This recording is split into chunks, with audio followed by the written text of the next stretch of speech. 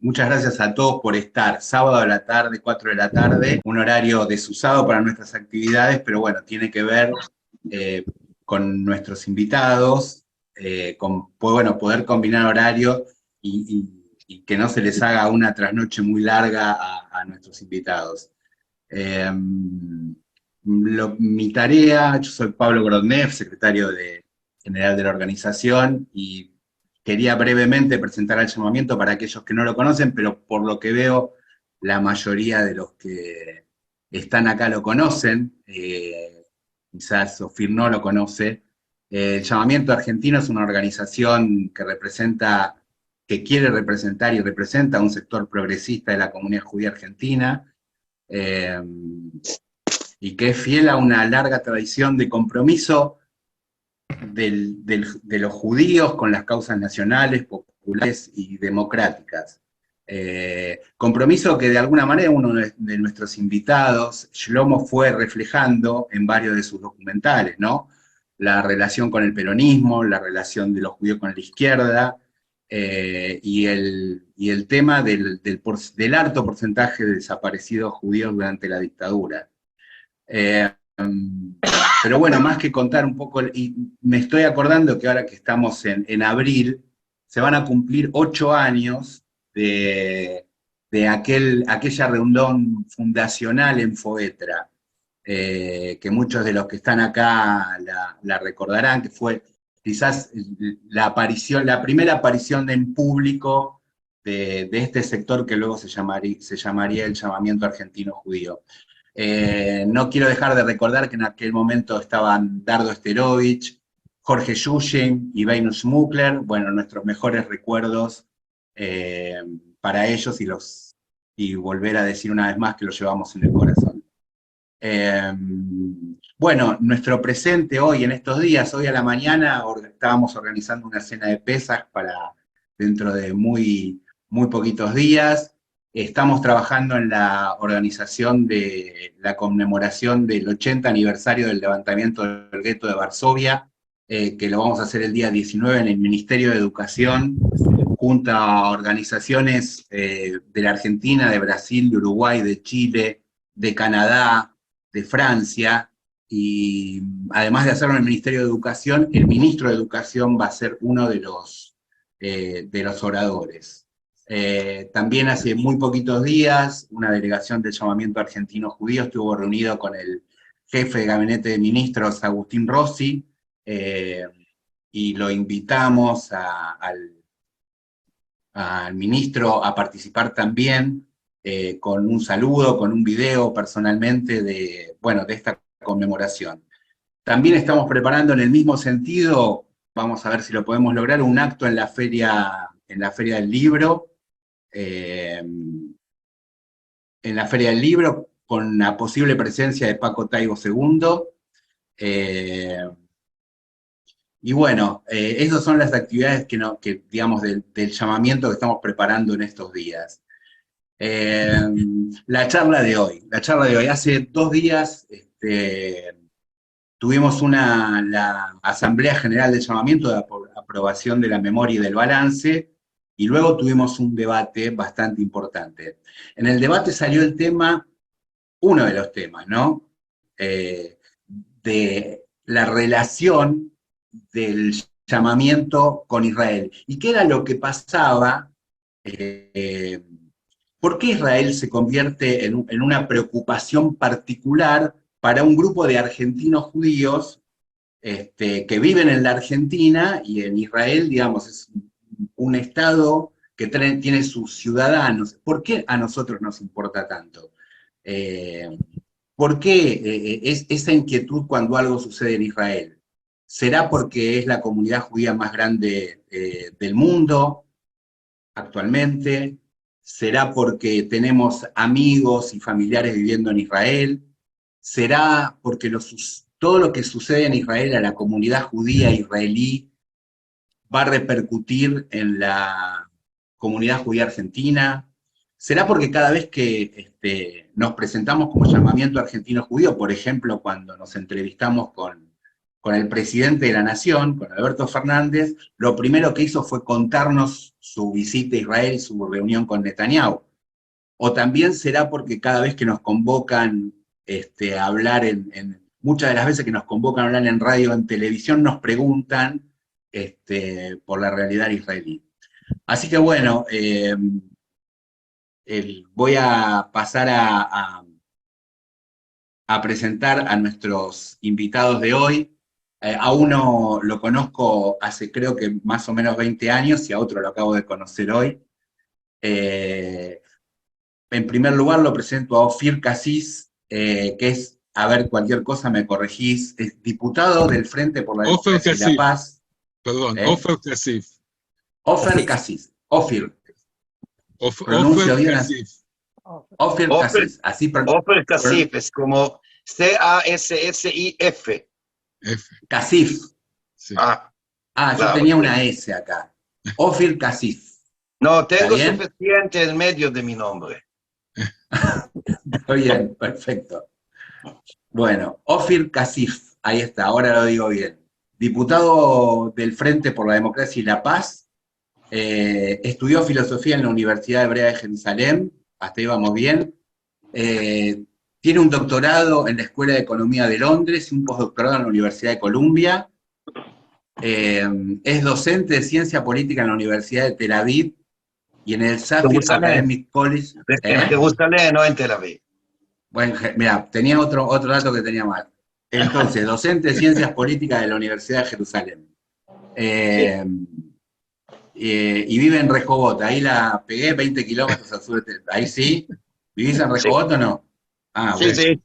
Por ahora Buenísimo. Por ahora sí. Bueno, hasta y que el voy otro, a cárcel. Hasta que voy a cárcel. Y eso donde, bueno, pero eso avisanos el cambio de domicilio también. Hay una Avisanos dónde cárcel te, cerca también.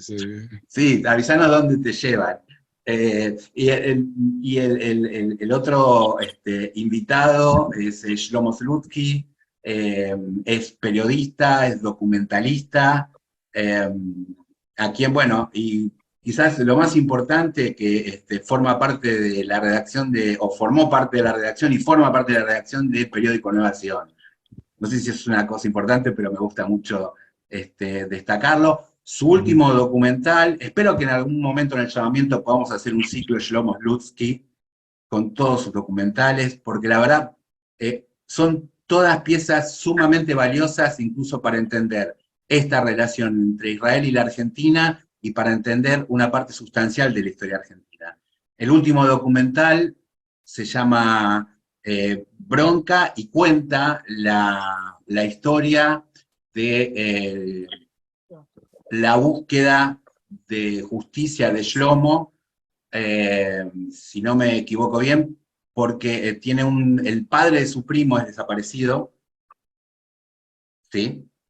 Y fue secuestrado por Un primo hermano de mi padre un primo hermano de tu padre. es Y fue desaparecido secuestrado. y una de las personas que está sospechosa de haberlo secuestrado, torturado y asesinado se encuentra en Israel como nuevo inmigrante desde hace 20 años, protegido por el Estado de Israel o en la práctica protegido por lo menos. Aníbal Gauto. Aníbal Teodoro Gauto, sí. Aníbal Teodoro Gauto. Bueno, Ofir Casif, si querés, bueno, le voy a pasar la palabra a Alberto Teskiewicz, que va a ser quien va a moderar hoy esta charla. Bueno, vamos a comenzar ahora la reunión. La idea es que cada uno de nuestros invitados pueda hablar 15 minutos, contarnos qué es lo que está pasando en Israel según su visión y cómo creen que van a desarrollarse los acontecimientos. Y después de eso, si alguno quiere agregar algo que le haya suscitado los comentarios del otro, podrá hacerlo, pero ahí ya lo haremos breve para que puedan contestar las preguntas. Las preguntas les pedimos que las hagan por el chat, por escrito, así las podemos ordenar, y les pedimos a todos que muteen sus sus micrófonos para que no interfieran ruidos externos a la actividad. Bueno, no sé, Shlomo, ¿querés comenzar vos? Puedo comenzar.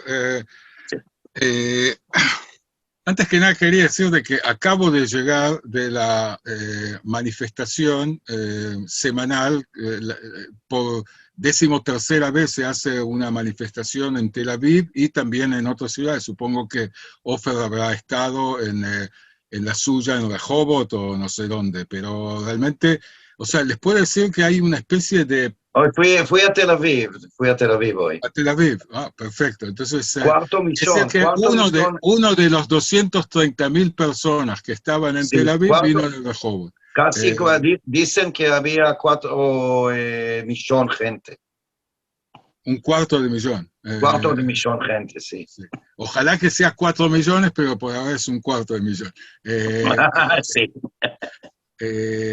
Pero ya se sabe que, digamos, está comprobado que más de 2.300.000 han manifestado en algún momento, o sea, durante los últimos meses. O sea, que eso hace que una parte importante de la población participe en todo esto. Ahora, yo les quiero decir que cuando viajábamos para la manifestación, o sea...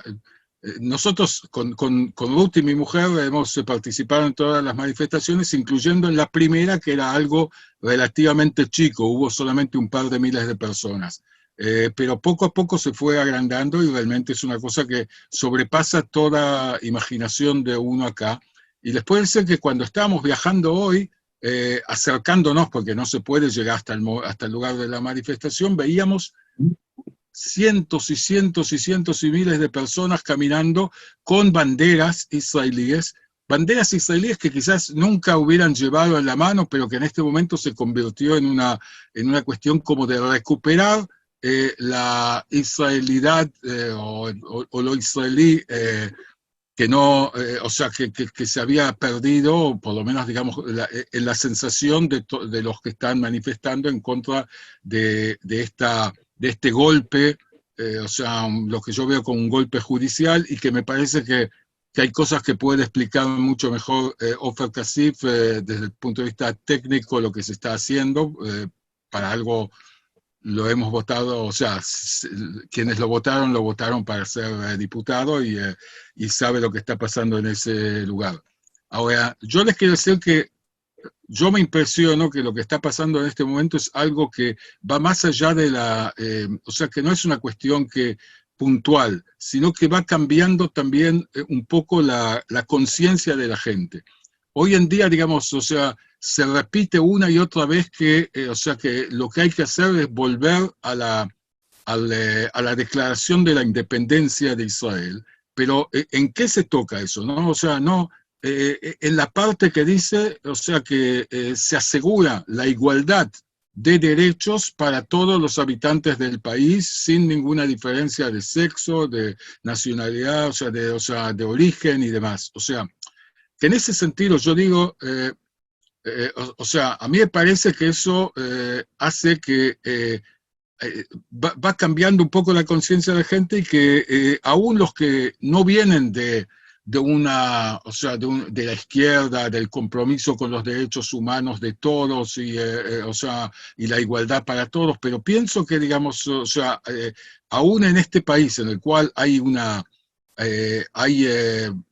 digamos que hay el 20% de la población no recibe los mismos, no tiene en la práctica, no goza de los mismos derechos que los demás. Estoy hablando de la población árabe, ciudadanos israelíes o palestinos israelíes, como quieran llamarle, pero me parece a mí que, digamos, que el compromiso con la democracia y con la batalla por los derechos democráticos puede llevar a ser de que también la gente entienda que democracia no se puede, o sea, no puede ser una cosa que se divida. Y les quiero comentar, o sea, como yo, más a nivel de análisis, o sea, a nivel de análisis yo digo de que me parece que esto, o sea, no se puede si bien dentro de la protesta se quieren concentrarse en la cuestión o sea, del golpe judicial y no en otros temas, pero está súper claro que llegamos a esta situación como consecuencia del hecho de tratar de convencernos que se puede vivir en democracia acá en Tel Aviv y que, digamos, o sea, y sin democracia en la Cisjordania y Gaza. O sea, eso es una cosa que se trató de no tocar, de decir, bueno, tenemos que controlar el conflicto, tenemos que revisar, pero no, o sea, en este momento me parece a mí que está claro que lo que pasó es que el hecho de que, o sea, que si uno vive un mes, o sea, el mes que uno hace como reservista en los territorios ocupados en una situación de no democracia, no puede no influir en la democracia, o sea, dentro de la sociedad israelí.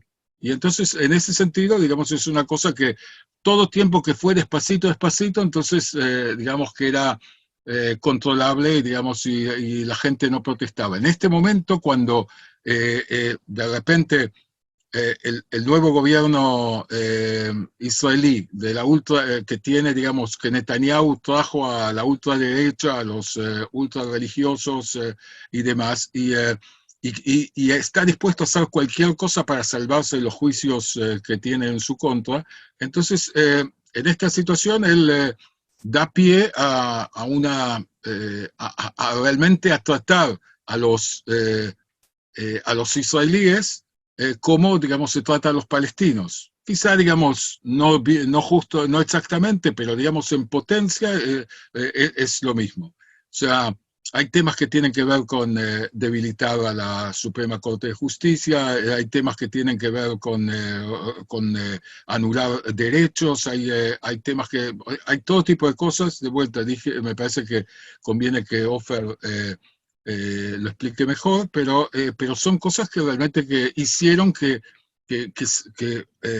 estalle una energía increíble de parte de una gran parte de la población que sale a las calles ya durante 3 meses y que dentro de esos están, o sea, hay también reservistas que les, digamos, o sea, gente que estuvo en el ejército y algunos en funciones importantes y que, digamos, les parece, o sea, no pueden aceptar que inclusive que gente que no fue al ejército, o sea, todos los ultrarreligiosos y demás que no fueron al ejército, y Ben Gvir que fue, o sea, que estuvo, o sea, culpable, fue encontrado culpable de apoyo a acciones terroristas. Ben Gvir y Smotrich, que también fue acusado de cuestiones en ese sentido, y que, o sea, como terrorismo de ultraderecha, que ellos en este momento estén decidiendo quizás si salimos a una guerra contra los palestinos, contra Irán o contra quien sea. Hay gente o sea, hay gente de la alta tecnología que se ve afectada tanto porque, digamos, les importa del país, pero tanto porque, digamos, no se puede hacer alta tecnología, no se puede hacer academia, no se puede, que decir, las universidades y demás, cuando se vive en digamos, si se anula la democracia. O sea, y poco a poco se va entendiendo, hoy estuvo muy claro en cosas que se explicaron en la manifestación, cómo se liga esto, o sea, cómo se aprendió en Israel, cómo Netanyahu, su hijo también, y un grupo de personas aprendieron de Polonia y de Hungría. O sea, cómo se llegó ahí. O sea, cómo se llegó ahí a una falta de democracia, pero también como también las cuestiones tácticas. Por ejemplo, empezar con una cosa muy fuerte, muy dura, de repente, o sea, en determinado momento por la protesta tratar de decir, bueno, hacemos un parate, pero pero a los pocos meses empezar de vuelta con como se dice acá, el sistema o sea, de cortar por rebanadas, y entonces, o sea, y de hecho hoy en día están viviendo una falta de democracia en Hungría y en Polonia. Y eso es lo que, de hecho, se aprendió de ellos y se está instalando ahora acá. No por casualidad, hay gente de Polonia y de Hungría que ha mandado videos diciendo, aprendan de nosotros en el mal, o sea, de lo que nos hicieron a nosotros, ustedes no paren de protestar. Yo, o sea, lo último que quería decirles, o sea, después con gusto contestaré a preguntas, o sea, hoy pasó, eh, o sea, hoy pasó una cosa, o sea, ayer a la noche, eh, vino, pasó una cosa que digamos que, claro, que en los diarios, como era viernes, entonces no hay, el sábado no hay diario acá, no apareció, pero pasó que según, digamos, el noticiero, un...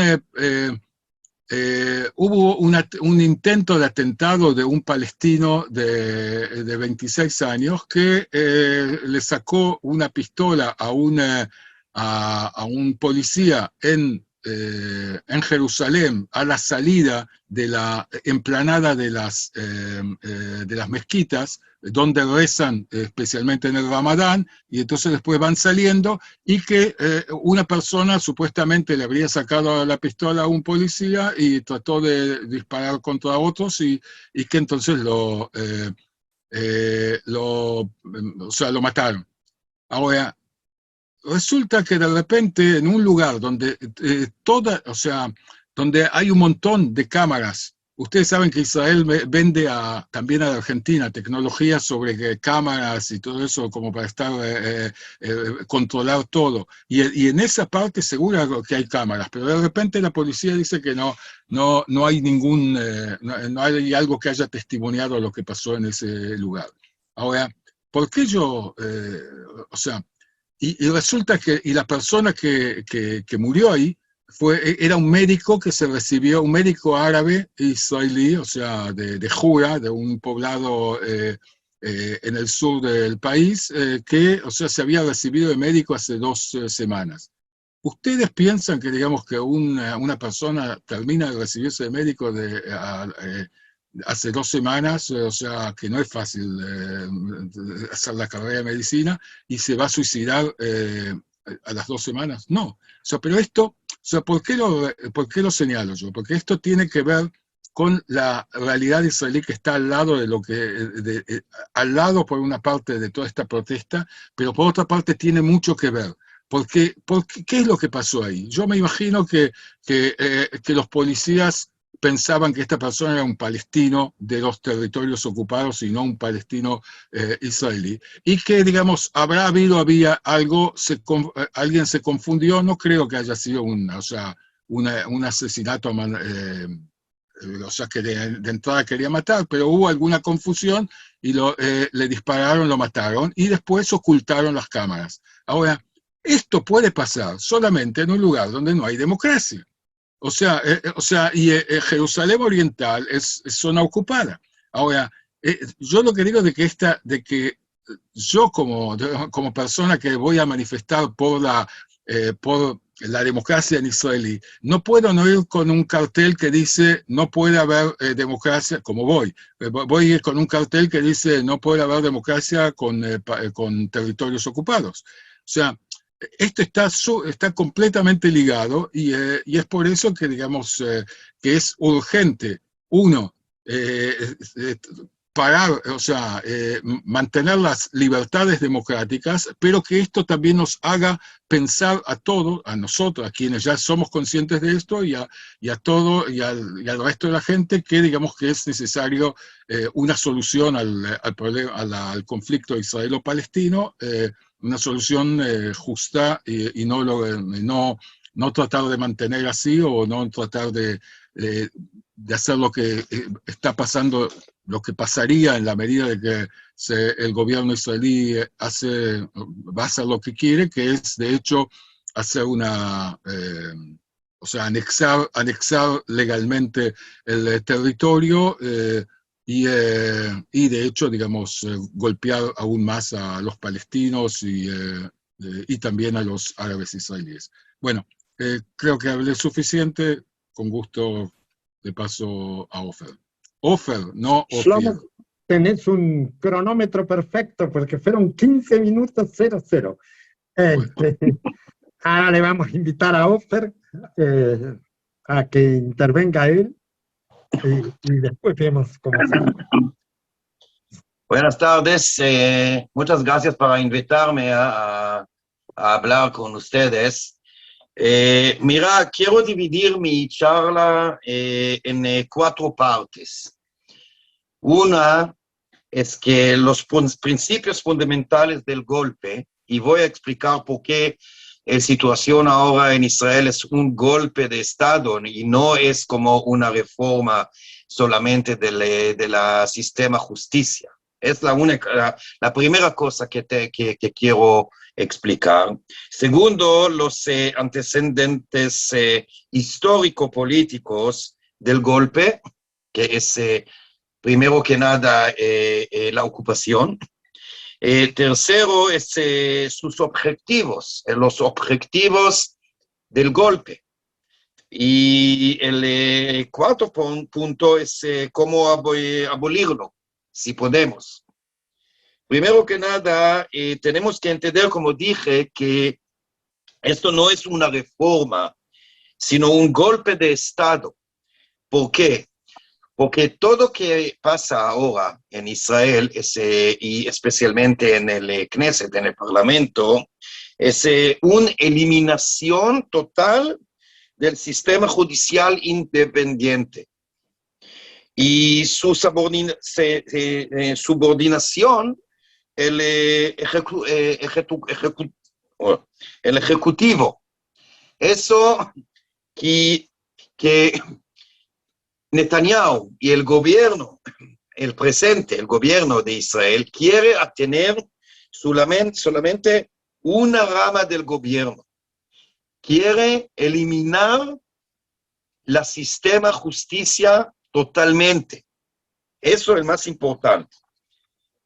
Pero la mayoría del público en Israel, incluso en las manifestaciones, y hace poco volví de una manifestación en Tel Aviv, que había 250,000 gente, y en los diarios ahora dicen que en todo el país había más o menos como 500,000 gente que fueron por la semana tercera, fueron a las calles para protestar contra el gobierno. Pero la mayoría del público en Israel y también en el mundo se centra en los cambios legales. La toma de posesión del Comité para la Selección de Jueces, por ejemplo, que es más importante, por parte del gobierno. La eliminación del derecho de los tribunales, por ejemplo, de invalidar leyes. La transformación de los asesores legales, de ser cargos profesionales, como hoy en día, a ser cargos sin influencia, simplemente cargos de confianza, etcétera, etcétera.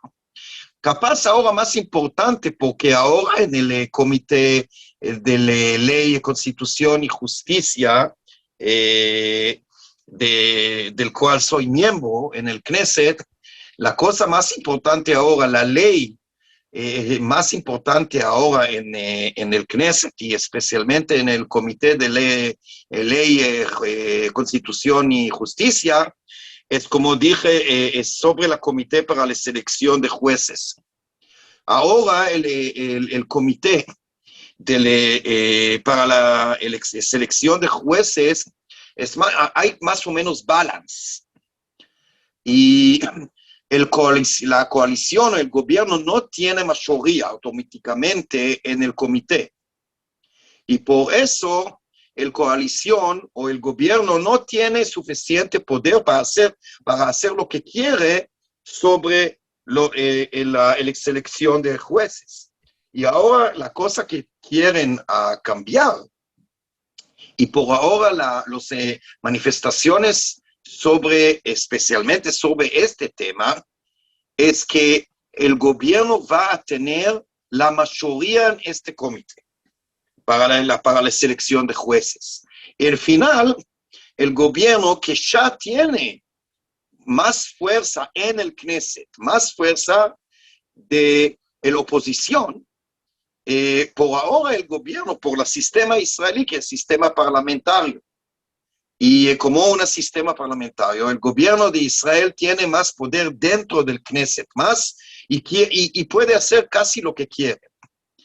La única sistema que puede bloquear decisiones racistas, por ejemplo, o otros, o fascistas, o religiosas, por ejemplo, es otra cosa que van a cambiar. Voy a decir algo sobre eso en un momento. Pero ahora hay jueces, especialmente ¿cómo se dice? Supreme Court, en español, ¿cómo se llama? Corte Suprema. Corte Supremo, tiene el poder para bloquear decisiones como eso. La verdad es que normalmente no hace eso, no bloquean mucho, pero pueden. Quieren eliminar este sistema para hacer lo que quieren. Y voy a decir sobre eso otras cosas. Pero mira, dije que ahora la mayoría del público en el mundo, en Israel, hablan o piensan sobre, especialmente sobre el comité para la selección de jueces. Pero mira, ¿saben cuántas leyes hay ahora, en este momento, que el gobierno quieren pasar en el Knesset? 141 leyes contra la democracia. 141 leyes.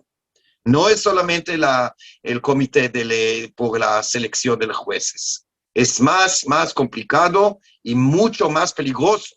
141 leyes quieren pasar en el Knesset para eliminar todo que tiene algo para hacer con el concepto de democracia. Está muy, muy peligroso. Y convertirán el gobierno en la única autoridad. Y el primer ministro es un autocrata ilimitado. Es dictadura en toda regla. Y también, como ya dije, quieren hacer más a tener más leyes también para tener más poder a las instituciones religiosas. Es otra cosa muy peligrosa que hay. Pero tenemos que entender que es solamente la primera etapa. Inmediatamente después de la ocupación, allá por julio de 1967, los izquierdistas israelíes ya advirtieron, que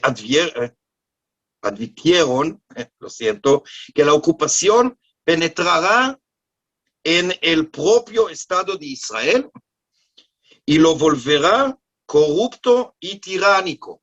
Dijeron eso hace 55 años. Es muy claro.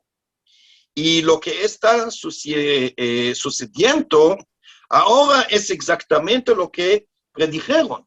Exactamente. El Estado de Israel se está degenerando en un fascismo basado en la ocupación. Es el contexto histórico, porque tenemos que entender que la primera cosa o la cosa más importante que tiene responsabilidad por el presente en Israel, por el peligro de la dictadura fascista, es la ocupación. Como dijeron los izquierdistas hace 55 años, la ocupación penetrará dentro de Israel. Y ahora es exactamente como que pasa ahora. Ahora, no es causal que el golpe comience con la eliminación del sistema judicial. Está como dije antes, es una etapa preliminar que tiene como objetivo eliminar cualquier posibilidad de crítica y bloqueo de las siguientes etapas. En primer lugar, mira, hay puntos. Primero que nada, hay un plan, se llama el plan de subyugación de Smotrich. Todos saben quién Smotrich es, ¿no? Smotrich es el ministro de Finanzas y también es un ministro dentro del Ministerio de Defensa. Y es fascista. Y peor, tiene teoría de racista.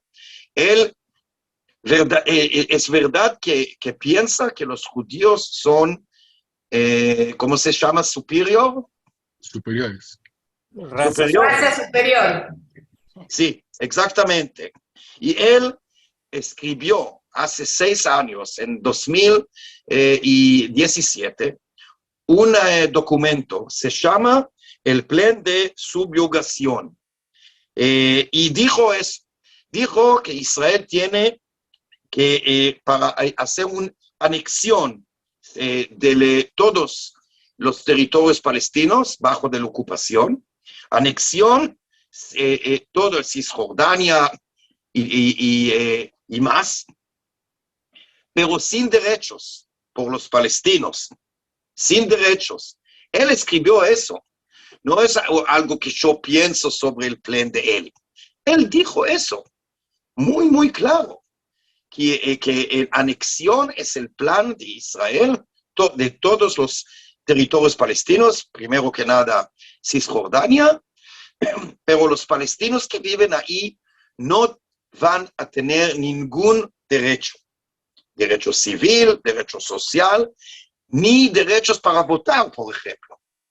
Y ahora dice otras cosas.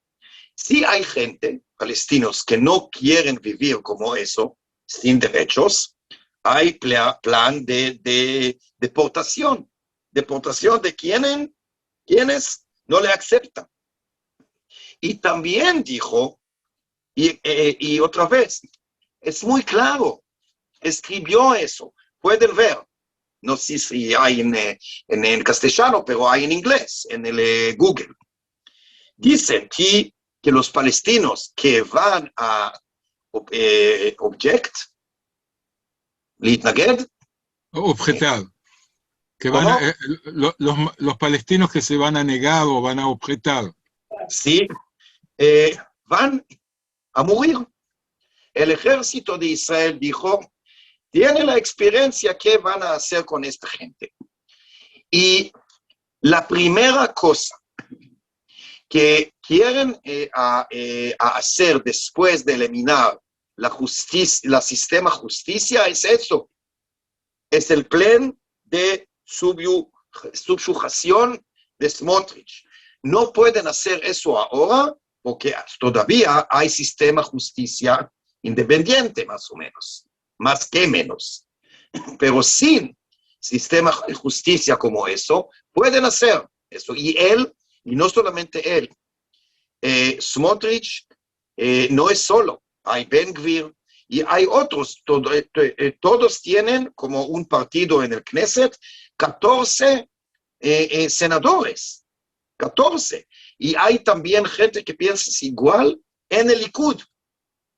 Todos juntos tienen más o menos 30, es cuarto del Knesset que piensan el mismo. Es muy, muy peligroso. Ahora, también otra cosa que quieren hacer es la descalificación de las listas y los representantes que representan de los ciudadanos árabes para participar en las elecciones a la Knesset. Dicen eso también, no es un secreto.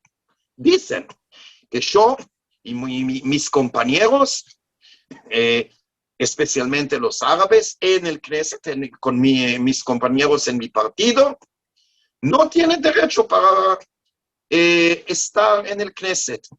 Y dicen, muy claro, que si que en las próximas elecciones, si hay, no vamos a tener el derecho para participar. Esta segunda cosa. La tercera cosa es eliminación de los derechos de los trabajadores. Derecho de asociación, por ejemplo, de huelgas. También todas las cosas, eso dicen ellos muy claro. No es una cosa que tengo en mi cabeza o no sé qué. Es exactamente con qué dicen. Y dicen gente, ministerios y otros que tienen mucho poder en este gobierno ahora, en esta coalición. Y también, el último, es legislación religiosa muy radical que va a dañar principalmente a las mujeres y a la comunidad homosexual. Todo junto es parte del plan por el futuro que ese gobierno tiene que hacer. Por eso, la situación es más peligrosa que la mayoría del mundo sabe. Y si nosotros, claro, como dije, yo voy a todas las manifestaciones en Tel Aviv cada sábado. También hay manifestaciones en medio de la semana, una vez o dos veces de semana. Y hay millones de gente que están contra el golpe, pero todavía, si quieren, van a hacer lo que quieren. Y yo sé que no tengo suficiente tiempo, con tu permiso, una frase muy cortito, que, como dije, soy miembro en el Comité de Ley, Constitución y Justicia del Knesset. Y las discusiones dentro de este comité, y la mayoría de las leyes están ahí, en este comité. Las discusiones son forma de dictadura también, porque el chairperson, ¿cómo se dice chairperson? The chairman of the committee. El gerente, el director. El presidente de la comisión parlamentaria. Presidente. Él es del partido de Smotrich y nosotros no podemos casi decir cosas que queremos. Es una dictadura ya dentro del comité y tengo miedo que capaz es el futuro de toda la ciudad. Gracias, amigos. Bueno, muchas gracias, Ofer. No sé si Shlomo quiere comentar algo sobre esto o pasamos directamente a las Quería preguntas. hacer algo que quizás le explique a los argentinos y latinoamericanos un poco mejor la situación. O sea, hace cosa de 15 años se hizo un análisis, o sea, se llegó a en Estados Unidos, una investigadora hizo una investigación sobre qué pasó en Chile en su momento. O sea, en castellano se dice como síndrome del shock, o como, o sea, Milton Friedman toda una cantidad de académicos que estaban a su alrededor, decidieron aprovechar, o inclusive primero impulsar y aprovechar el golpe militar en Chile como para hacer un cambio total de todo. O sea, ahora, eso mismo, o sea, total de todo, quiere decir, en la economía, en los derechos de los trabajadores, en los derechos civiles y demás, de tal manera que la gente esté en shock y no pueda reaccionar. Eso, digamos, eso mismo, digamos, después se vio que se trató de hacer en otros lugares. Lo que pasa es que acá, digamos, de alguna manera también hay un grupo un grupo académico que se llama Coelet, que está financiado por dos judíos billonarios de Estados Unidos que son, que son muy de derecha, y ellos, o sea, y estos académicos trajeron toda una cantidad de leyes que son las que, digamos, les dieron a la gente del Likud estas leyes, como para, inclusive ley por ley, digamos, las escribían como para que, digamos, las presenten, y la idea era que hacer un cambio de pe a pa, o sea, de principio hasta el final. Lo que pasa, la única diferencia es que, digamos, que ahí en Chile lo hicieron con la fuerza militar, y acá no lo, digamos, o sea, por ahora el ejército no acepta una cosa así, y el ejército, al ser un ejército popular en el sentido de que participa la gente, todos participan y demás, entonces hay una oposición a eso. Me parece a mí que, digamos, o sea, una de las consignas que hay en las manifestaciones es que se equivocaron de generación. O sea, pensaban que, digamos, iban a poder hacerlo con nosotros, pero no lo van a poder hacer. Bueno, eso es una consigna muy optimista. Yo, digamos, pienso que la situación es muy difícil y que realmente hay que seguir combatiendo, pero me parece que así quizás se pueda entender un poco más qué es lo que se está haciendo. Las explicaciones de Ofer fueron realmente los puntos principales que se quieren cambiar y para qué se quieren cambiar. Yo soy optimista también, tengo que decir, ¿sí? Siempre, como un revolucionario, tengo que ser un optimista. Sí. Acá tenemos bastantes preguntas para ustedes. La primera sería, ¿creen ustedes en esta tregua que ofreció el gobierno de acá a fin de Pesach? Y creen, pregunta Ricardo Aroskin, que Ofer había dicho que había una forma de parar este golpe fascista. ¿Cuál es la forma que creen ustedes que este golpe fascista puede pararse?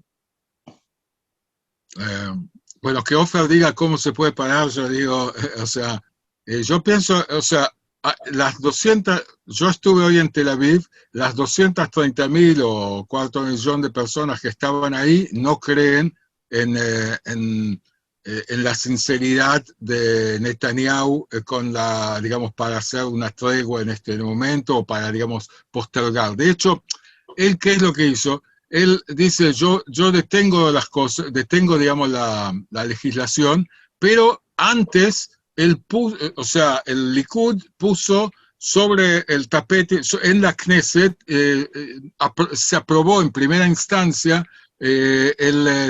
toda la cuestión esta o sea, parte de las leyes, de tal manera que en cualquier momento que quiere el Likud, o sea, después de que se renuevan las sesiones el 1 de mayo, ellos pueden de hoy para mañana decidir de que se vota en segunda instancia y tiene mayoría y punto. O sea que por eso es que, digamos, que que no le creemos, sí, digamos, hay que dar la oportunidad de, digamos, de hablar también para convencer a otros que no, o sea, que en este momento no están manifestando o sea, que el gobierno no quiere llegar no quiere hacer algo, digamos, consensuado, sino que quiere, digamos, hacer un golpe judicial. Y bueno, pero digamos, o sea, hay que sí hacer hay que sentarse con ellos, pero teniendo mucho cuidado. En hebreo hay una cosa que dice kavdeu behashdeu, o sea, respetalo, pero sospechalo. Nosotros, a él, a Netanyahu hay que especialmente sospecharlo. Exactamente. Netanyahu es un mentiroso, la verdad, y nadie, incluso sus amigos, si hay amigos de él, no sé, nadie tiene confianza con él, porque es mentiroso sistemático, siempre, y por eso es tan peligroso, porque como dijo Shlomo, en el comité ya pasó la ley para cambiar el comité para selecciones de los jueces. Ya pasó. Y si quiere, en un segundo pueden pasar eso en el Parlamento. y no tenemos confianza con él que no va a hacer eso. Necesitamos dos cosas, si puedo decir. Necesitamos dos cosas para ayudarnos. Primero que nada, nosotros acá, en el Parlamento, especialmente en las calles, tenemos que continuar con las manifestaciones. No tenemos la privilegia, ¿sí? El privilegio. El privilegio para esperar. Tienen que acordar qué pasó en Polonia. En Polonia en 2015, la situación era más o menos igual. El presidente de Polonia antes, en 2015, dijo que quería, con sus compañeros, a cambiar también el sistema de justicia. Y habían muchas manifestaciones en las calles en Polonia y por eso no hizo eso. Pero después, como 2 años después, en 2017, después que 2 años no habían ya más manifestaciones, pasó la ley. Y este peligro ya todavía existe acá. Necesitamos continuar con las manifestaciones, pero también necesitamos ayudar de la comunidad internacional. Necesitamos, especialmente los judíos del mundo y gobiernos del mundo, necesitamos tu ayuda. Hay 3 preguntas que se vinculan. ¿Cuál es la composición social de las manifestaciones? ¿Quiénes son los que están saliendo a manifestar? Si la población israelí, no judía, los drusos, los palestinos, están saliendo a manifestar. ¿Y cuál es la posición de los manifestantes en general respecto del tema de la ocupación? Shlomo, ¿vos vas a hablar o yo? O sea, voy a decir una palabra sobre esto y agregas. O sea, la composición, o sea, en principio, digamos, o sea, resulta que la gente que son más de centro-izquierda, en general son más los ashkenazim, y son, digamos, y los que están en una situación económica mejor. Eso, digamos, en forma general. Entonces, y ellos son los que, o sea, los que salieron, o puedo decir salimos, a protestar primeros. Pero poco a poco a mí me parece que se van juntando otros públicos, o sea, hay religiosos, o sea, que salieron con religiosos democráticos, se autodenominan. Hay gente en las colonias, hay en varias colonias en los territorios que están saliendo en contra de o sea, de este golpe judicial. Hoy, por ejemplo, habló una mujer etíope, o sea, una dirigente etíope en la manifestación de Tel Aviv. O sea que me parece a mí que se van ampliando, y ¿sabe lo que? Hay gente de derecha. O sea, hoy, por ejemplo, habló un primo de Netanyahu. O sea, habló por una parte el primo de Netanyahu, que él dice, yo soy de derecha, pero digamos pero esto, o sea, él no está haciendo algo de derecha, está haciendo una cosa torcida, mal torcida, o sea, inclusive aludió a la familia, o sea, la madre del pariente fue una jueza, y una jueza de la Suprema Corte. Y Netanyahu en su momento, él hablaba bien o sea, él decía, porque yo vengo de una familia de jueces y demás. Pero en este momento está haciendo todo lo contrario. O sea, pero este tipo que es de derecha habló así. Y así hay ministros, hay gente que fueron ministros de Netanyahu y que hoy en día están saliendo, hablando en estas manifestaciones y en otras partes. De hecho, prácticamente todos, menos uno, todos los jefes de los servicios de seguridad, o sea, lo que se llama el Shabak, y también del Mossad, todos los que fueron ya están, o sea, han escrito y han firmado petitorios en contra de estos golpe judicial. O sea que sigue siendo, digamos, más del centro izquierda y blanco, pero me parece a mí que va ganando también otros, o sea que hay otra gente que se va sumando poco a poco. Entre otras cosas, pero ¿sabes lo que?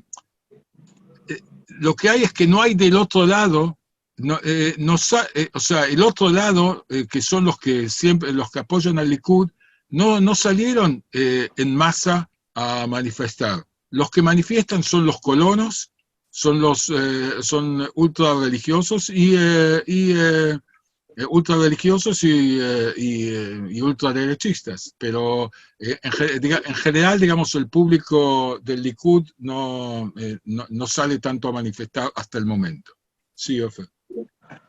Sí, mira, Shlomo dijo algo muy, muy importante. Por un lado, es muy importante que muchas cosas generales como del ejército, o Shabak, o Mossad, etcétera, etcétera, la mayoría de ellos, si no todos, contra el golpe, contra Netanyahu, contra el gobierno. Es muy, muy importante porque, lamentablemente para mí, la mentalidad de política en Israel es muy militarista.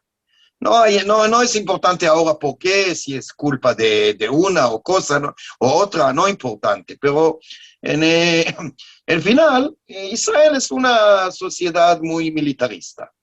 Y por eso tienen mucho poder los oradores que hablan en las manifestaciones que son generales, tienen mucho poder, la gente tiene que escucharlos por el pasado de ellos en el ejército, etc. Pero hay también problema con eso. Por eso es una cosa porque la mayoría de los ciudadanos palestinos son alienados y no están en las manifestaciones, solamente poco. ¿Por qué son alienados? Por eso, porque dicen muchas veces, incluso camaradas en mi partido, dicen, mira, queremos ir, pero para nosotros no es fácil estar en un mar de banderas de Israel, por ejemplo. No es fácil. Y que se empieza con el himno, con el Atikva. También, también.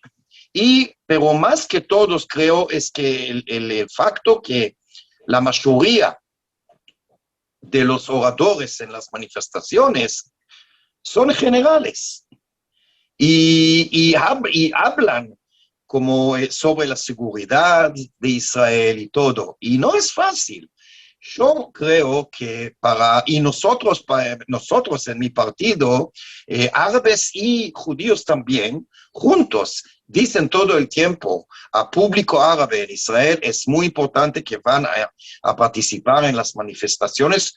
Nosotros entendemos que es muy difícil, pero tienen que participar porque es más peligroso la situación, el golpe.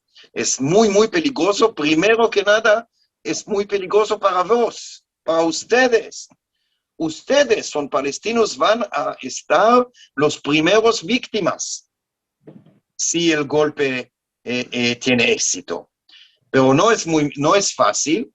Para mí, tengo que decir, para mí no es fácil tampoco, porque con mis ideas, no es fácil para mí estar con los generales y las banderas y Tikva y todo.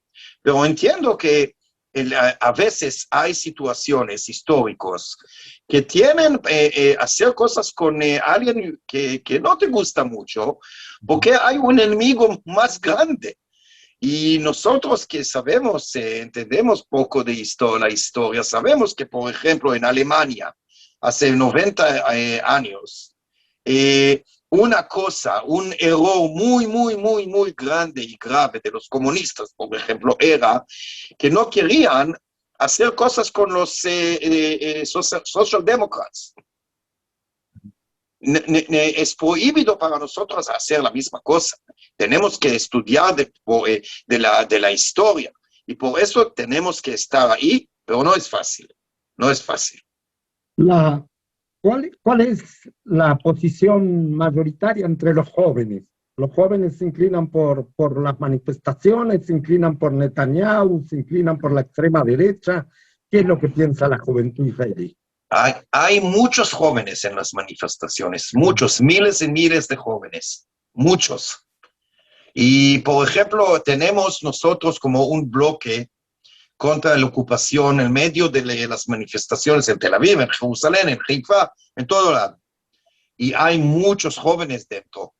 Y judíos, la mayoría son judíos, hay poco árabes, como dije hace un segundo, pero hay muchos jóvenes y judíos especialmente en el bloque contra la ocupación, no solamente contra el golpe. Es muy, muy importante y creo que la situación cambió las conciencias de muchos de los jóvenes.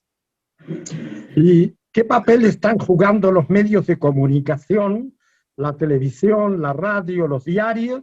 ¿Y qué papel están jugando las redes sociales frente a esta lucha por la democracia? Seguro que Haaretz, el diario Haaretz es el único que es totalmente contra el golpe, muy explico y muy claro. Y todos los días hay mucha gente, muchos escritores que escriben contra el golpe y apoyó las manifestaciones. Y no, Shlomo, quiero que Haaretz es más que todo. Haaretz, por supuesto, que es el que más comprometido, pero o sea, yo veo también Yediot Ahronot y también Yediot Ahronot es tan terrible lo que está pasando de que también, o sea, que hay muchos que se expresan en contra de, o sea, como línea periodística en contra de lo que de la línea del gobierno, porque es ya alocado esto, o sea, hay cosas que digamos que son alocadas, entonces se expresan pero dentro de los canales de televisión. O sea, el canal público, o sea, hay en este momento hay, o sea, los canales abiertos, como se llama, entonces hay el canal público, después hay 2 canales privados y hay otro canal que también es privado, que es de la derecha. O sea, que recibió, o sea, que de hecho no tendría que ser un canal abierto para todos, pero recibió otro tipo de beneficios y de hecho es un canal abierto y ese canal, el 14, es el vocero de Netanyahu. Abiertamente y se declara, digamos, ni intenta hacer periodismo, yo qué sé, objetivo o algo por el estilo, sino que directamente habla de nosotros y ellos. En el canal 12 y 13, lo que hay es que en los últimos años, y especialmente en los últimos tiempos, hay como que en cualquier panel se pone a alguien, a representantes de Netanyahu, de hecho. Sí. Justamente una de las cosas que se dijo hoy en la manifestación de Tel Aviv es que por primera vez un jefe de gobierno israelí tiene un representante cada panel de televisión o de medios de comunicación. Después, en las redes, la derecha o sea, la oposición, digamos, la protesta tiene fuerza, pero hay mucha fuerza también, digamos, y fake news o sea, de gente como Yair Netanyahu, el hijo de Netanyahu, y toda una cantidad de personas y de o sea, redes sociales no redes sociales, o sea, de sitios y demás que dicen cualquier cosa, o sea, sin ningún tipo de responsabilidad, bueno, pero para eso, o sea, eso es parte de lo que es el Internet. Sí, es otra cosa. En Internet, la verdad es que el Internet, Yair Netanyahu, el hijo del Bibi Netanyahu, tiene muchas conexiones y es horrible ahí. Pero Creo que en los canales de televisión son sanos, pero es un problema para mí porque no hay simetría, no hay como, no hay simetría, ¿está bien? Simetría. Sí, No hay simetría entre gente que son democráticos y gente que son contra o anti de la democracia. No hay simetría. Por eso, para mí, hay problema con todos los canales en televisión, pero creo que el canal público es más sano. Por los resultados electorales y por el propio intento de golpe, nosotros percibimos desde aquí un giro a la derecha fuerte en la población israelí, que no es nuevo, que se viene dando hace años. ¿A qué atribuyen ustedes? ¿Por qué piensan ustedes que la población israelí ha girado de esa forma hacia la derecha? O sea, pienso que una cosa es hasta ahora, por ejemplo, si hoy se hiciesen elecciones, según todos los sondeos, entonces el Likud pierde y gana, digamos, el centro izquierda. Pero eso, digamos, o sea, pero por ahora no va a haber elecciones en los 4 próximos años. O sea, que los sondeos no nos sirven de nada. En forma general se puede decir que, digamos, a partir yo pienso que, digamos, que tiene que ver otra vez con la ocupación. O sea, toda la cuestión, la necesidad de justificar psicológicamente la ocupación, o sea, que el hecho que estamos en un estado en el cual hay gente que vive en democracia y gente que no vive en ocupación, en falta de democracia, lo que hace es que, digamos, de que uno se vaya aceptando, vaya solucionando la disonancia cognitiva yéndose a la derecha. Eso, ahora, hay cuestiones que tienen que ver, por ejemplo, parte del giro a la derecha en las últimas elecciones tiene que ver con lo que pasó en mayo de hace 2 años. O sea, en mayo de hace 2 años hubo una serie de provocaciones por una parte de judíos de derecha contra los palestinos, después hubo algún atentado de parte de los palestinos, después ahí empezó un conflicto de que Israel otra vez ocupó, o sea, actuó contra Gaza con muchos muertos y demás, pero lo que pasó en ese momento es que hubo dentro de Israel una situación en la cual parte de la población árabe israelí se sumó a protestas, pero también a actos o sea, hubo actos de violencia de palestinos israelíes contra sus vecinos judíos y viceversa.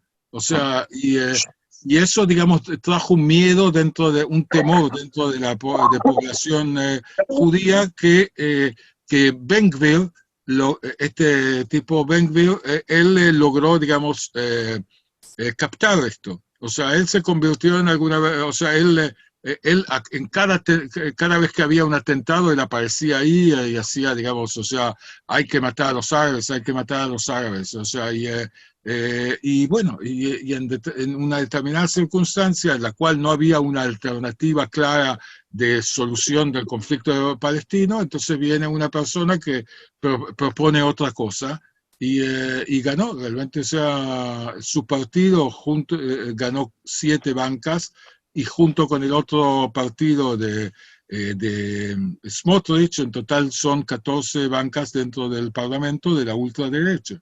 Racista, xenófoba, homófoba. Y yo creo que hay dos cosas, si no más. Primero que nada, la ocupación desde 1967, como dijo antes, penetró dentro de Israel porque es muy fácil a movilizar, a movilizar la gente con miedo y odio.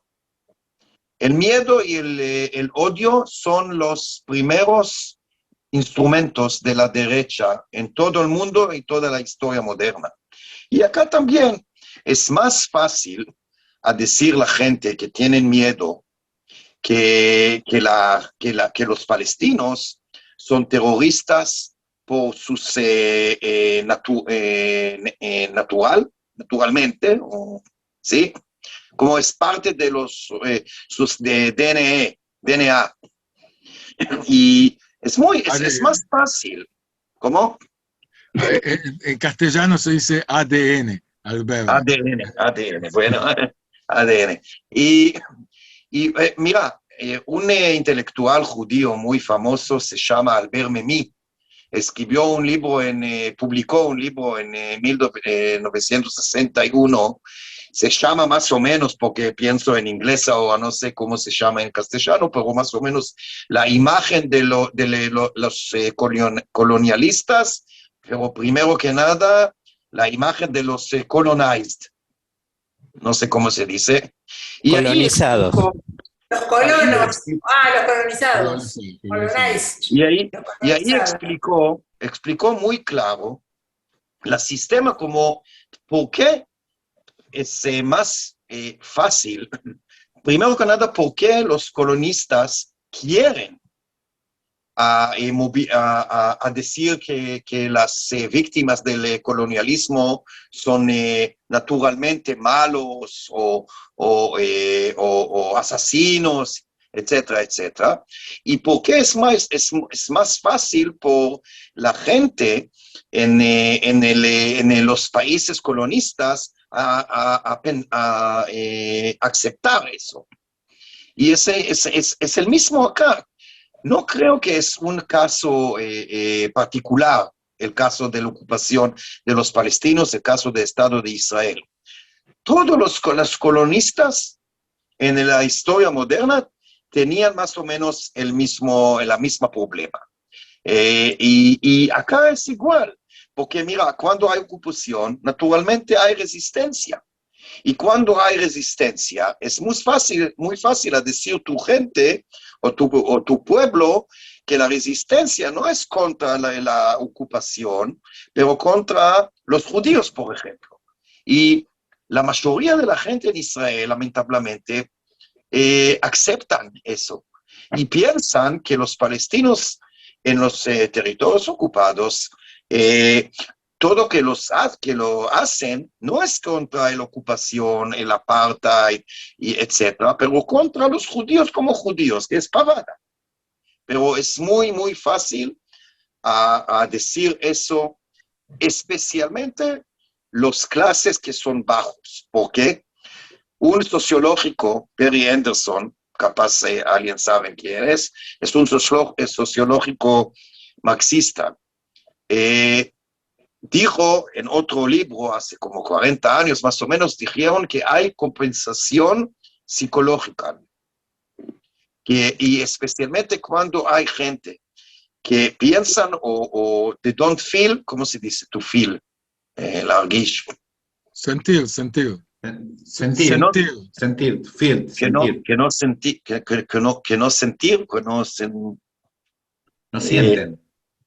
Que no sienten que son parte de la sociedad.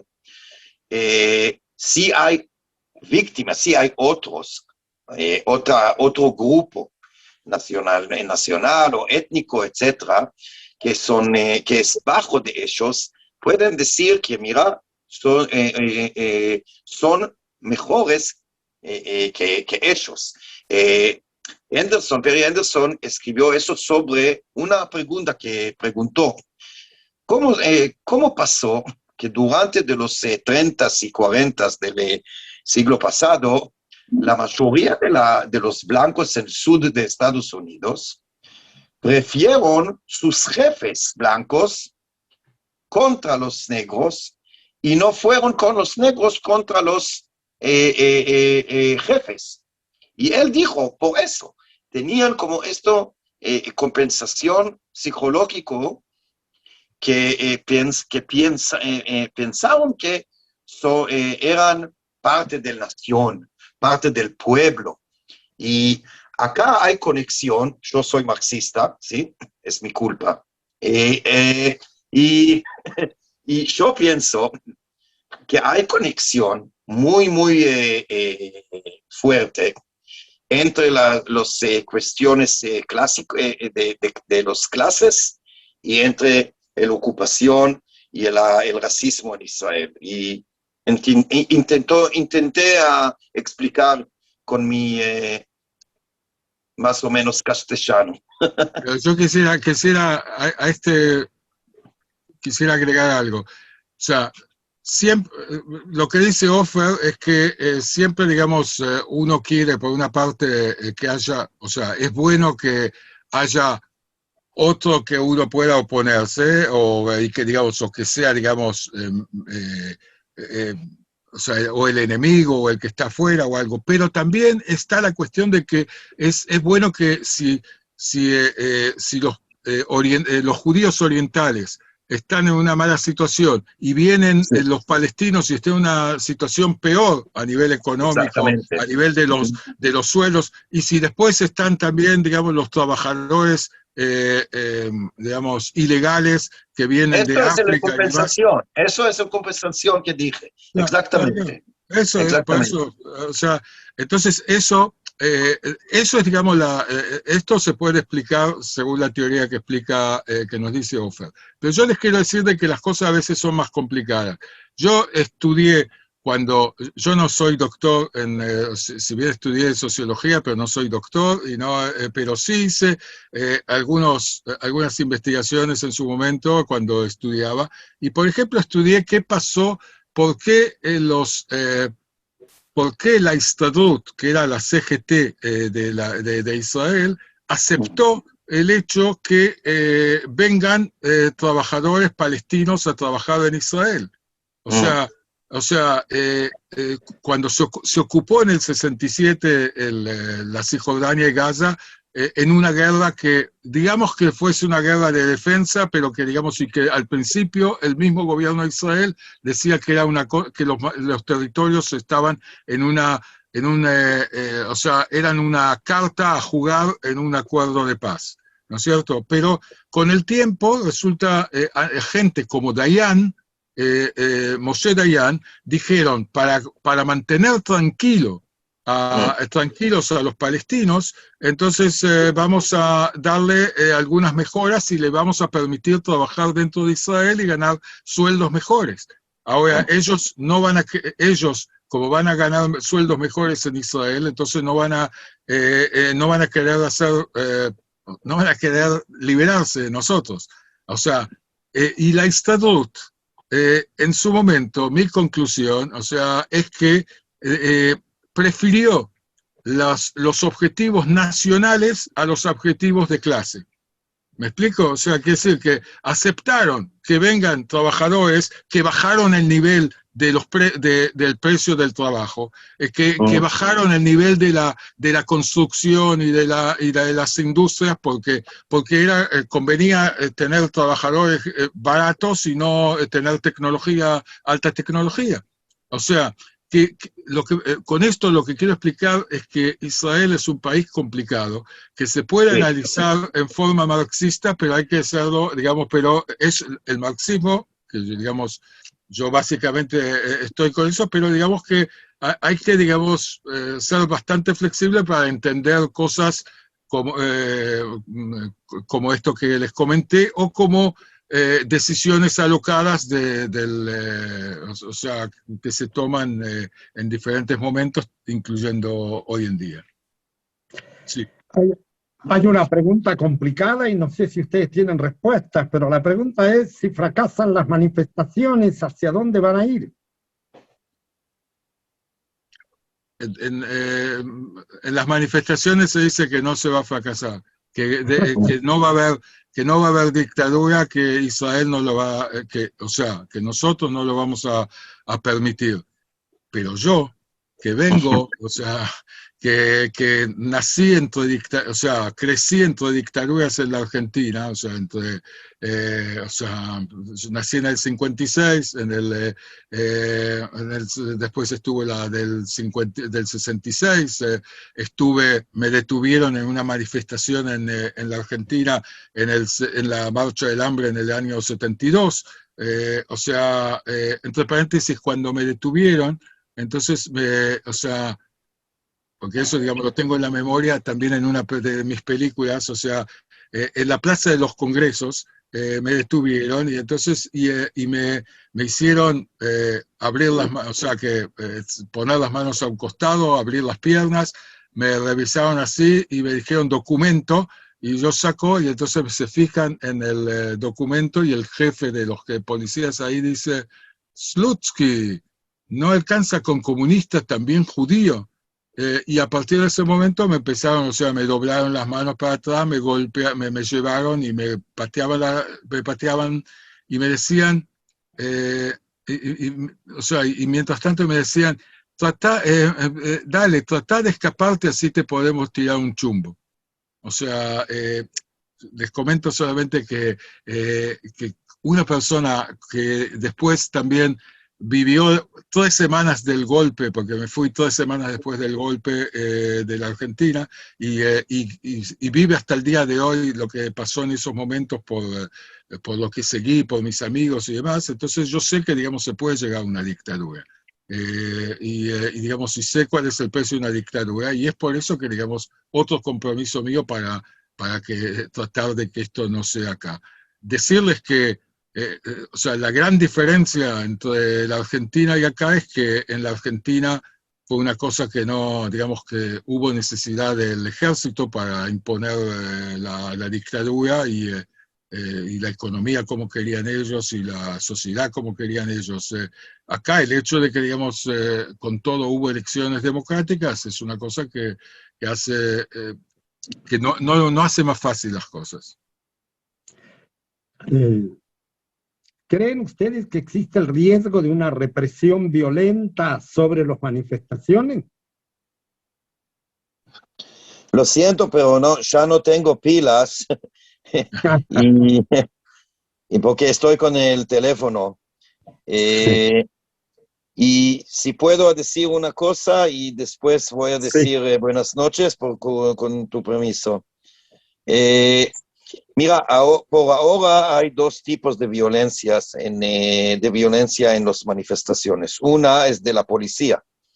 La policía, especialmente en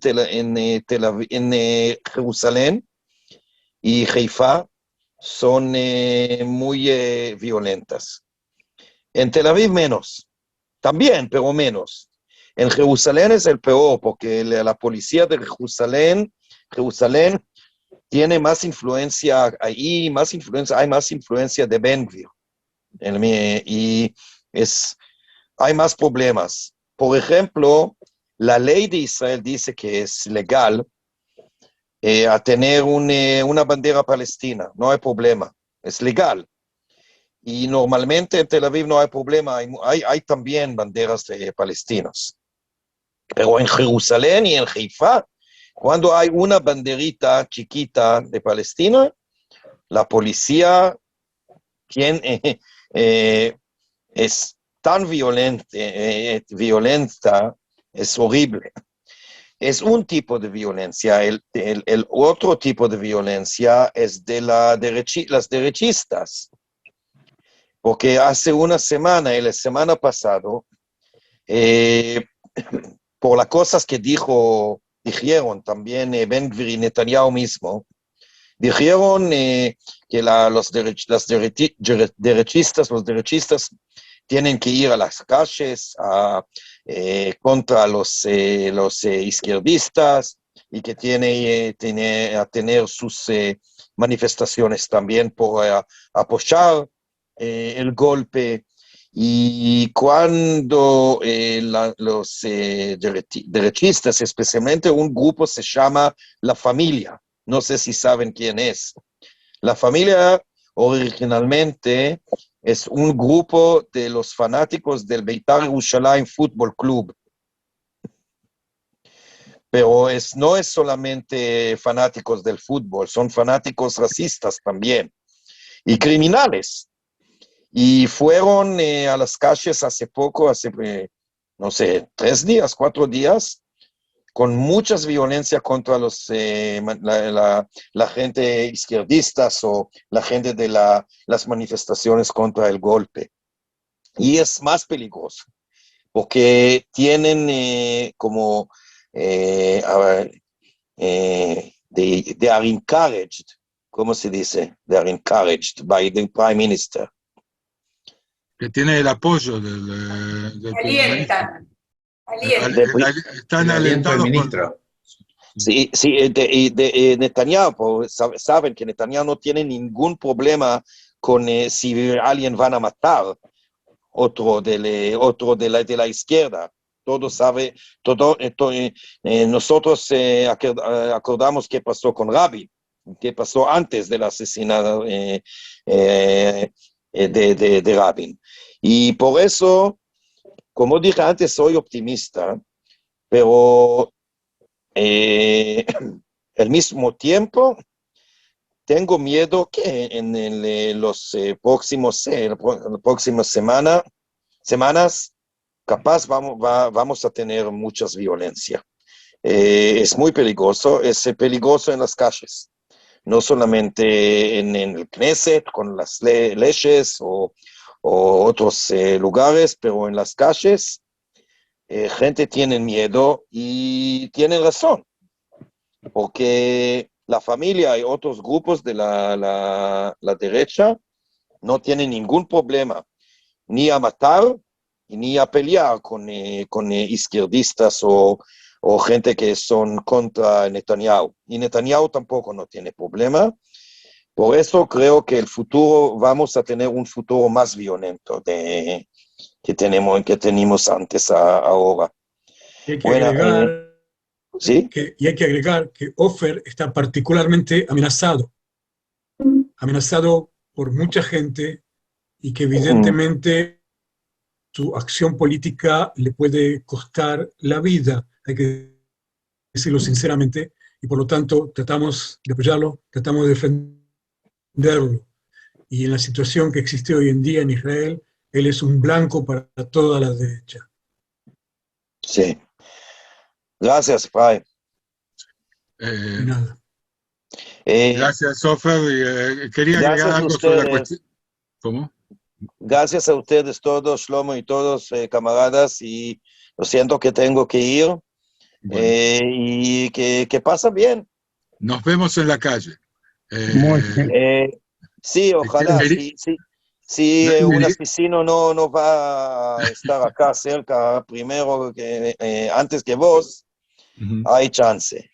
Bueno. Quería agregar algo sobre la cuestión de la cuestión de la violencia. O sea, hay que entender lo que tiene, o sea, me parece que acá hay, digamos, una cuestión que tiene que ver con psicología también. O sea, la gente, digamos, de izquierda, o digamos, o que están con los derechos humanos y demás. Entonces, o sea, me parece que hay más controles y más, o sea, más barreras se ponen para expresar, digamos, su bronca en contra del otro lado. En cambio, el otro lado, especialmente cuando es liberado por el gobierno, incitado a demostrar que nosotros no vamos a permitir que la izquierda nos defina qué es lo que hay que hacer y demás. Entonces ellos actúan. Les voy a decir, por ejemplo, el lunes pasado hubo, fue el día que, o sea, un día antes habían Netanyahu despidió, se puede decir, o sea, al ministro de Defensa. Entre paréntesis, lo despidió, pero hasta el momento de hoy todavía no le mandó la carta de despido. O sea, como que es una situación muy extraña esto, y se ve que es un error político de Netanyahu el haber hecho, porque eso produjo que justamente de que más gente salga a la calle y que también dentro del partido dentro del partido del Likud hubo gente que, digamos, dijo, bueno, hay que parar esto porque ya se pone peligroso. Ahora, y lo despidió a Gallant, que es el ministro de Defensa, porque él, después de haber hablado con los oficiales, con los reservistas y todo, vino y dijo públicamente, mira, esto no se puede seguir así. O sea, nosotros, o sea, no podemos maltratar a los soldados, a los oficiales, a gente que se voluntariza para ir al ejército, que según su edad no debería estar haciendo la reserva, pero que hasta ahora lo hace, entre ellos aviadores, y no vamos, o sea, y si ellos nos dicen, si va a haber una dictadura, no vamos a participar, no vamos a actuar, entonces tenemos que tomar en cuenta eso y parar este golpe judicial. Y Netanyahu, la reacción de él fue sacarlo. Ahora, ese mismo día, ese lunes, yo estuve en Jerusalén y un grupo de chicos jóvenes, pero que estaban incitados, o sea, que no es que alguien le dijo vayan a golpear a tal, pero digamos, o sea, les dijeron hay una manifestación de izquierdistas, entonces hay que demostrarles quiénes somos. Y vinieron y cuando estábamos yendo, nos estaban siguiendo. Y uno, digamos, por una parte, la indicación que dieron en los grupos de WhatsApp y todo eso es no dejarse llevar. O sea, que si no empezar a golpes y todo eso. Pero bueno, o sea, hubo un momento, mi mujer se enojó por eso, pero hubo un momento que, digamos, que hubo uno que estaba con un palo y no golpeaba fuerte, pero golpeaba así sobre la mochila de una de las personas que estaba con nosotros, o sea que era una cuestión, una provocación como para que pase algo, y en determinado momento que digamos parecía que iba a ser algo más que eso, entonces este muchacho, un chiquito, joven, tendría 15 años, se vio de repente con las manos agarradas por quien está frente a ustedes en este momento. O sea, pero digamos, uno trata de mantener y solamente agarrarlo y no golpear, no esto, y decirle, mira, deja este palo y todo esto, pero es una cosa complicada, es una tensión, y de vuelta, ellos, la parte de ellos no tiene las limitaciones que se impone uno a sí mismo. Eso a nivel de la violencia. Pero yo quería agregar algo, no sé si, o sea, que tiene que ver con ustedes. O sea, con usted. Esa es la pregunta que iba a hacer ahora. Sí, no, porque o sea, me parece que es una cosa importante. O sea, yo estoy, justamente, lo sabe Alberto, Marcelo, o sea, y Pablo, por supuesto, pero, o sea, nosotros, o sea, en los últimos tiempos, digamos, se está viendo qué es lo que se puede hacer, qué es lo que ustedes lo han hablado en la sesión que ustedes hicieron hace 2 o 3 días, pero digamos, los judíos en todo el mundo están pensando en este momento qué pueden hacer, porque de alguna manera, ya sea que, digamos, se declaren sionistas o se declaren no sionistas o lo que sea, pero finalmente, digamos, hay una cuestión de que hay influencia de lo que pasa en Israel sobre los judíos, sobre las sociedades, y las sociedades piensan sobre los judíos. Por lo tanto, digamos,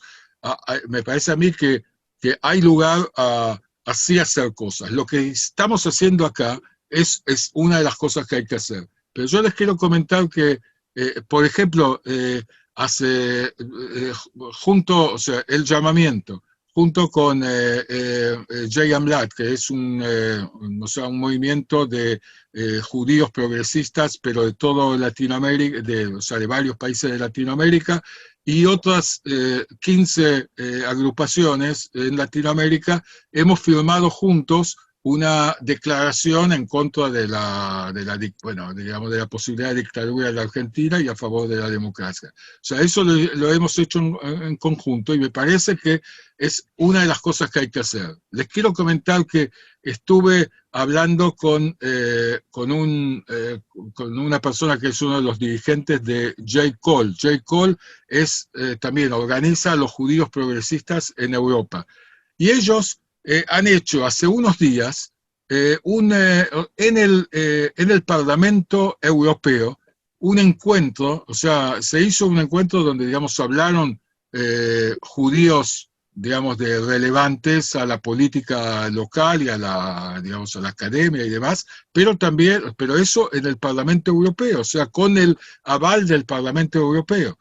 Yo pienso que, digamos, tenemos que pensar cómo, digamos, se puede influir tanto, digamos, dentro de las comunidades judías, que saben lo que hoy en día yo pienso que ya no, que la división, yo estoy seguro que aún en la Argentina, con la cuestión de la grieta y demás, pero que en el tema de lo que está pasando en Israel, hay mucha gente que, digamos, que no está en el llamamiento, pero que digamos, que lo que está pasando en Israel le asquea y que, digamos, que quisiera sí hacer algo. Entonces yo pienso que hay que tratar de ampliar eso en la Argentina y en otros países. Me parece que hay que tratar de influir en, digamos, encontrarse con gente de los gobiernos, de los parlamentos, explicar que, primero que todo, explicar que, digamos, que nosotros no nos hacemos, ustedes no se hacen responsables de lo que hace en Israel porque Israel no les pregunta a ustedes, pero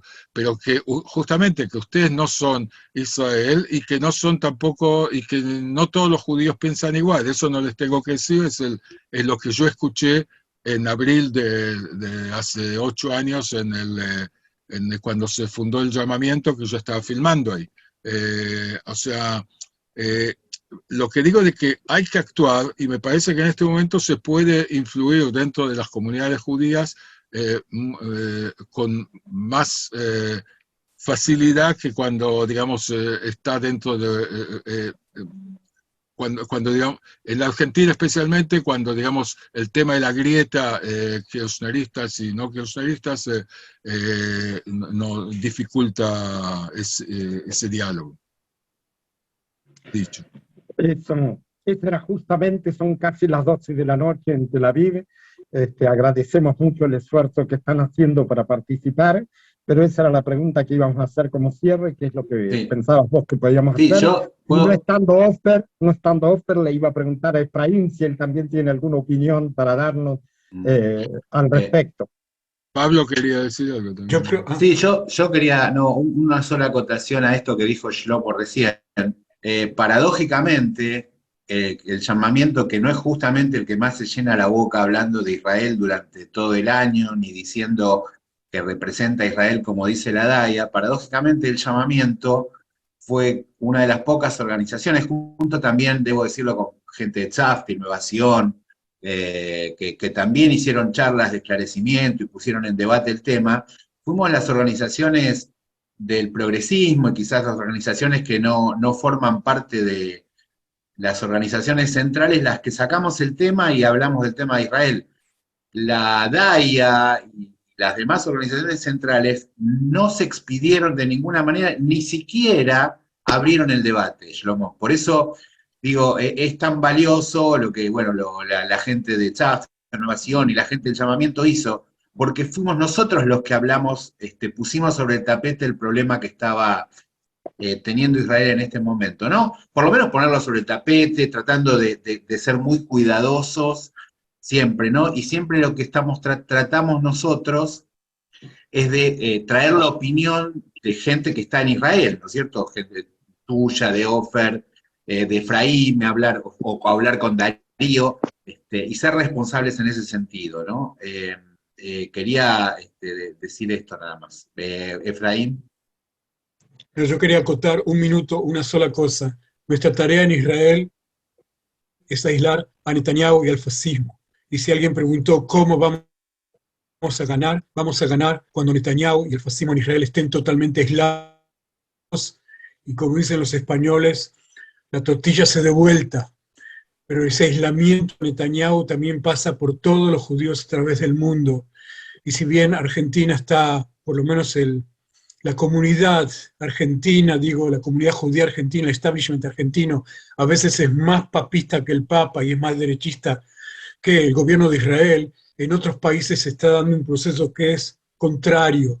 En Europa, en Estados Unidos, en Inglaterra, las comunidades judías, no estoy hablando de las izquierdas, las comunidades judías están abriendo un gran debate y están tratando de aislar también a Netanyahu. No es casual que Netanyahu, cuando viaja al extranjero, dejó de encontrarse con representantes de las comunidades judías. Es una cosa extraordinaria esa. Estuvo en Italia, estuvo en una sinagoga y la representante de la comunidad judía le bajó la línea, es decir, se expresó claramente contra el proceso de fascistización que está dando en Israel, y desde ese momento, cada vez que Netanyahu viaja al extranjero, deja de encontrarse con la dirigencia judía local. Y no es casual eso, porque no quiere escuchar lo mismo que escuchó en Italia. Ahora ese proceso tiene que darse, me parece, en todos los países, y los judíos tienen que ser en cada lugar los primeros que dicen: nosotros nos oponemos al fascismo, sea donde sea, pero también en Israel. O sea, yo, perdón, discúlpeme que me meta, pero digamos, como amigo, yo pienso que, o sea, el llamamiento, evidentemente que digamos que o sea, que le conviene el llamamiento mismo, digamos, buscar socios, si no institucionalmente, también a nivel personal, o sea, gente... porque, digamos, el llamamiento está como, digamos, pareciera como, digamos, enfrentado con la dirigencia comunitaria. Y yo pienso que, digamos, el tema no es con la dirigencia comunitaria, la cuestión es de que, digamos, hacer de que la dirigencia comunitaria se vea obligada por el público digamos, por lo menos hacer preguntas, o por lo menos a no definirse, digamos, si hoy en día en diferentes países, como dice Efraín, las comunidades, las dirigencias comunitarias hablan y preguntan o hacen un debate por lo menos, entonces que eso haya también en la Argentina. Yo pienso que buscar, por ejemplo, firmar algo, es firmar, digamos, un petitorio en el cual, digamos, puede haber mucho público que, digamos, que lo firme, pero que, digamos, no institucionalmente. O sea, que dice que la DAIA no va a firmar como DAIA, pero digamos, gente que está en hebraica, gente que está en ACOA, gente que está en comunidades religiosas conservadoras y demás, perfectamente pueden firmar una cosa así. Tenemos, la tarea nos queda pendiente, es complicada en la Argentina, es muy complicada, más en un año electoral, es un tema complejo. Hemos visto con envidia que los rabinos mazortíes de Chile han hecho una declaración contra el golpe en Israel, y en la Argentina los rabinos permanecen en silencio, aún los mazortíes.